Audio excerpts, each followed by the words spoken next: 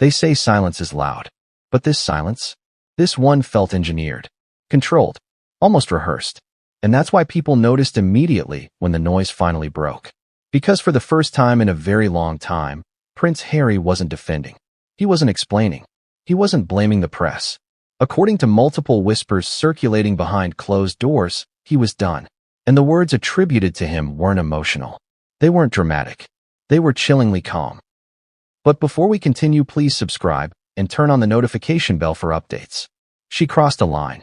Let that sit for a second. This is the same man who once walked away from a royal legacy, family ties, and global approval to protect one person. The same man who told the world he'd do it all again. So what happens when that man allegedly reaches a point where protection turns into withdrawal? That's the question people are asking right now. And it's why this story matters in this moment. Because nothing about this feels like another recycled rumor. The timing is wrong. The behavior is wrong. The reactions are wrong. Friends who once rushed to deny everything are suddenly quiet. PR voices that used to speak instantly are hesitating. And Harry? According to sources close to the situation, he's not rushing to correct the narrative this time. Ask yourself this. When someone who always talks suddenly stops, what are they processing? The buildup didn't happen overnight. That's the part many people miss. Publicly, things looked stable enough. Appearances were made. Statements were issued. Smiles were presented on cue. But behind that polished surface, insiders claim there was distance. Emotional distance. The kind that doesn't explode all at once, but slowly drains the room of oxygen. Here's where it gets uncomfortable. Some reports suggest Harry didn't uncover one shocking moment. He uncovered a pattern. Small inconsistencies. Conversations that didn't quite line up. Stories that changed depending on who was listening. And if you've ever been in a situation like that, you know the most painful part isn't the discovery. It's the realization that you ignored your instincts for too long. So let me ask you directly. Have you ever defended someone so fiercely that you silenced your own doubts? And what happens when those doubts refuse to stay quiet? Because according to insiders, Harry didn't confront. Not at first. He observed. He pulled back. He watched how things unfolded when he stopped smoothing the edges. And what he allegedly saw only made the questions louder. This isn't about scandal for scandal's sake. This is about a turning point. A moment where the narrative shifted from us against the world to something far more isolating. And here's the part no one was prepared for. If the timeline being whispered about is even partially true, then the breaking point didn't happen at the end of the marriage. It happened much earlier, while the cameras were still rolling, while the story being sold to the public was unity. And that means the silence wasn't emptiness. It was preparation. Silence isn't empty. It's selective. And when Harry went quiet, it wasn't the kind of silence that comes from peace. It was the kind that comes from watching, measuring, replaying conversations in your head at 3 a.m. and realizing they don't sound the same anymore. Here's the shocking part most people missed. Harry didn't stop talking because he had nothing to say. According to people who claim to have been close to the situation, he stopped talking because he was afraid of saying the wrong thing too soon. Think about that. A man known for impulsive honesty suddenly choosing restraint. That alone should have raised alarms. For years, Harry's pattern was predictable. Any criticism aimed at Meghan was met with immediate defense. Any rumor was labeled malicious. Any doubt was blamed on the media machine. He was consistent, loyal, almost rigid in it.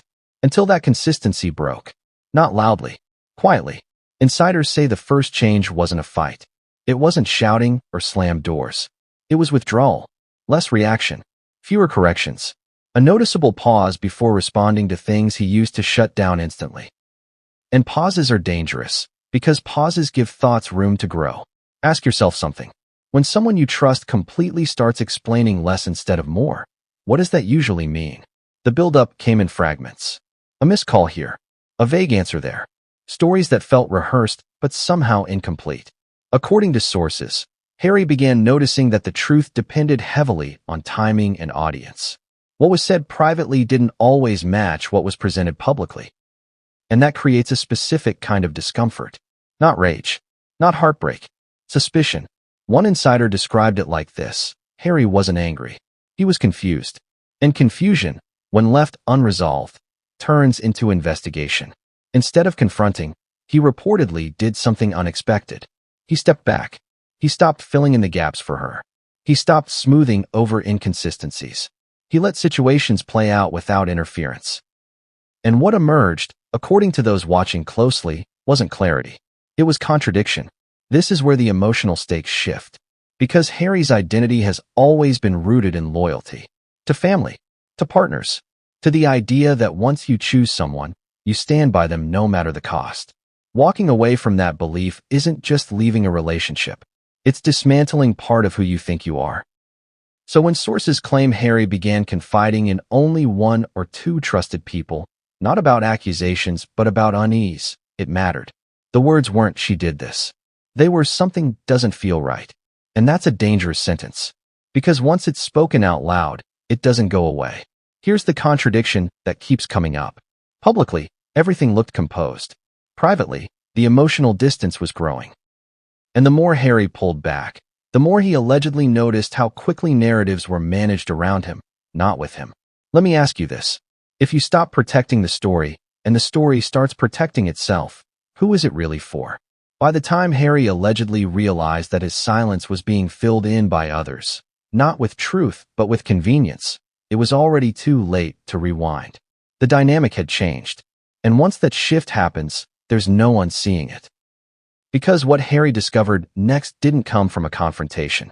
It came from the timeline. And that's where everything started to unravel. Here's where the story stops being emotional and starts becoming mathematical. Because feelings can be denied. Intuition can be brushed aside. But timelines don't bend easily. And according to multiple insiders, this one refused to behave. It started with a question Harry allegedly couldn't shake. How was that possible? Not shouted. Not accused. Just asked quietly, after noticing two dates that shouldn't have been able to coexist. A public appearance on one side. A private explanation on the other. Both reasonable on their own. Completely incompatible together. That's how doubt sneaks in. Not through drama, but through details. Sources claim Harry began replaying recent months in reverse. Trips. Meetings. Sudden schedule changes that were explained quickly but never fully. He wasn't looking for proof. He was looking for consistency. And what he reportedly found instead were gaps. Small ones at first. The kind people normally ignore to keep the peace. But once you see one gap, you start seeing others. Here's the contradiction that keeps resurfacing in whispers. Certain absences were framed as unavoidable. Certain appearances were framed as last minute. But when dates were placed side by side, insiders claim there were overlaps that made no sense. Not impossible overlaps. Convenient ones. The kind that requires stories to shift depending on who's asking. Let me ask you something. Have you ever caught yourself rereading old messages? Not because you missed the person, but because you're checking whether the words line up with what you were told later? That's the headspace Harry was allegedly in. And then there's the detail no one wanted to acknowledge at first. A third presence. Not a name. Not an accusation. Just a recurring absence explained away too smoothly. According to those familiar with the situation, the explanations were always ready. Always reasonable. Always just enough to avoid further questions. That's when humor turns dark. One insider reportedly joked, "Even fairy tales have better continuity editors." It was meant lightly. But the truth underneath, it wasn't funny at all. Because Harry wasn't just comparing dates anymore. He was comparing behavior. Tone. The difference between how things were explained before versus after he stopped automatically defending. And the shift was subtle but consistent. Less transparency. More control. Here's the emotional turn most people underestimate. Harry didn't feel betrayed yet. He felt foolish. Foolish for not asking questions sooner. Foolish for assuming loyalty required blindness. And that kind of self-directed anger is far more destabilizing than rage at someone else. So instead of confronting, he waited. He watched to see if the story would stabilize. If explanations would align on their own. If honesty would surface without pressure. And according to sources, that's when the timeline got worse, not better. Because one small detail surfaced. Something seemingly insignificant. A date that couldn't be moved. A moment that couldn't be re-explained. And when Harry placed it into the larger picture, the entire structure tilted. Ask yourself this. When one brick refuses to fit, do you force it in? Or do you start questioning the whole wall? That was the moment denial stopped being an option. And just when Harry thought confusion was the hardest part, something far more damaging followed. Because the next revelation didn't come from dates. It came from intent. Here's where the air in the room reportedly changed. Because confusion can be rationalized. Timelines can be rechecked. But intent? Intent forces you to confront motives. And that's when things stop being theoretical and start becoming personal. According to sources familiar with what unfolded next, Harry didn't go looking for betrayal. He went looking for reassurance. He wanted something simple. A clean explanation. A moment where the pieces finally snapped into place and proved his doubts wrong. That moment never came. Instead, what allegedly surfaced was something far more unsettling. Not a single dramatic revelation, but a realization about direction. About choices being made that didn't include him. About decisions that appeared to prioritize image, opportunity, or proximity over honesty. And that's where the cheating allegation enters the story. Carefully, quietly, not as a headline, but as a possibility Harry reportedly resisted with everything he had. Think about that for a second. This wasn't a man eager to accuse. This was a man bending over backward to disprove the idea. Friends say his first instinct wasn't anger. It was disbelief, followed by self-blame, followed by a desperate need for the situation to make sense. Ask yourself this. When someone you love is accused of crossing a line, do you immediately believe it? Or do you search for every possible explanation that lets you keep believing in them? According to insiders, Harry did the latter. Repeatedly. But here's the emotional contradiction that keeps surfacing. The more he tried to dismiss the allegation, the more the surrounding behaviors seemed to support it. Increased secrecy, controlled narratives, a noticeable shift in how information flowed, less shared vulnerability, more strategic positioning.